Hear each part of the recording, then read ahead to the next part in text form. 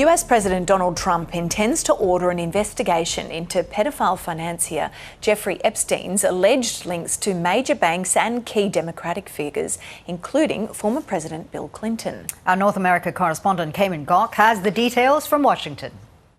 After months of sustained pressure from both Republicans and Democrats urging for more information to be released on disgraced financier Jeffrey Epstein, Donald Trump says he's ordered his Attorney General Pam Bondi to launch this investigation. But it appears that this investigation from the Department of Justice is focused on banks such as JP Morgan and Chase, but then also his perceived enemies, high-profile Democrats such as Larry Summers and Bill Clinton. And in his Truth Social, he has attacked the Democrats, quote, using the Epstein hoax to deflect from the recent government shutdown, and claims it's another scam with all arrows pointing to the Democrats. This appears to be politically motivated as he's trying to shift all the blame on Democrats, and could also be seen as retaliatory given that the House Democrats earlier this week released emails from Jeffrey Epstein that suggested that Donald Trump had greater knowledge of this sex trafficking operation than previously known. In fact,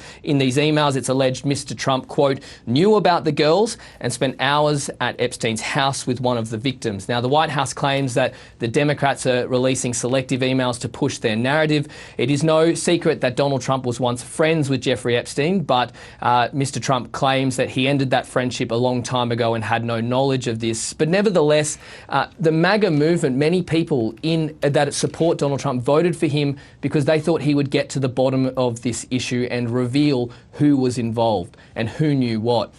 Instead, for months, President Trump has called it a hoax and a scam, and that has outraged many of his supporters. At the beginning of this administration, Attorney General Pam Bondi said that she would release the files and that they were on her desk. Then the Department of Justice reversed course and said that no more documents should be released. This infuriated people, including many Donald Trump supporters that were urging for more transparency. So it is not just Democrats pushing for the release of these documents, despite what President Trump is suggesting. Now, next week, the House of Representatives will vote on a petition that could compel the Department of Justice to release all of the Epstein files. If it passes, it's got to go to the Senate, and then it's got to go to the President's desk, and Donald Trump could veto it. But if he did so, if it got to that point, it would raise questions as to why he wanted to veto this, and would likely outrage more of his supporters. So after months of dismissing this issue or dismissing questions around it, it appears he's taken a different strategy to this, and now he's attacking it and trying to shift the blame